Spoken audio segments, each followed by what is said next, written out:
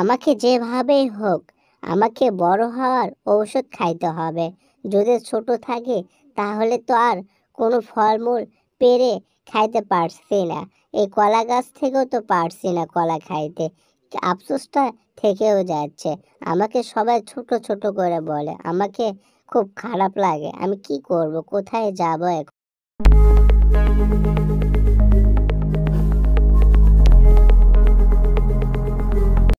কি রে ছোট, কেমন আছিস? কোথায় থেকে এলি? দেখতে তো খুব চিন্তিত মনে হচ্ছে। আসলে তোকে সবাই কেন বলে ছোট ছোট করে? আমাকে একটু বুঝে বলবি? তোকে ছোট বললে তুই কি মন খারাপ করিস? আমাকে একটু বল না ভাই। আরে বড় ভাই, কথায় আছে না, কাটা ঘায়ে লবণ ছিটে দিচ্ছেন, সে ধরনের তুমি একজন।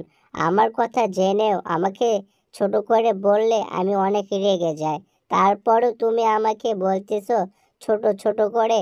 আপনাকে যে কি আমি করব? আপনি যদি বড় না হইতেন তাহলে আপনাকে আমি অনেক কিছু বলতাম।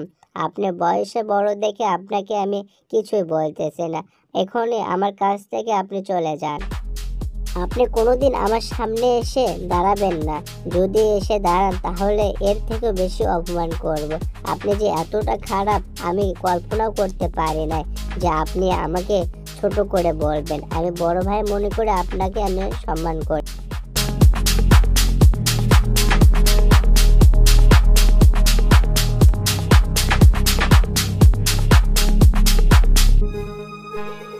আরে ছোট, তুই আমাকে এভাবে অপমান করতে পারলি? আমি তো ভাবতেই পারি নাই যে তুই আমাকে এভাবে অপমান করবি।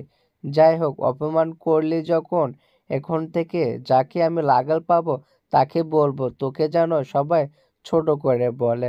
দেখ মজা। যাই হোক, ওকে অপমান করে আমাকে ভালো লাগতেছে। সে বাঁচা থাকলে আমাকে আর অপমান করবে না। এভাবে যে আমাকে অপমান করবে তাকে আমি অপমান করব সঙ্গে সঙ্গে। তাহলে কখনোই তারা আমাকে আর ছোট করে বলবে না। এটাই আমার বড় বুদ্ধি। আরে বড় ভাই, আপনার সঙ্গে দেখা হয়ে আমার ভালোই হইলো। পাশের জঙ্গলে মকবুলের পোলার অবস্থা আপনি জানেন। ওকে যদি খালি ছোট ছোট করে যদি বলেন না তাহলে তো আমি অনেক রেগে যায়। আমি ওকে বললাম আমাকে যে অপমান করলো ভাই, আপনার সঙ্গে যদি দেখা হয় তাহলে আপনি ওকে বলবেন, কে রে ছোট, কেমন আছিস, কোথায় গিয়েছিলি? ওহো, তাই নাকি? এর আগে যদি জানতাম তাহলে তোকে আগে বলতাম। কয়েকদিন থেকে কারোর সঙ্গে মজা করতে পারতেছে না, ওকে দিয়ে শুরু করি। তাকে সে ঝগড়া লাগিয়ে দেওয়ার বুদ্ধি শিখিয়ে সে এক পা দু পা করে চলে যাচ্ছেন জঙ্গলের উদ্দেশ্যে।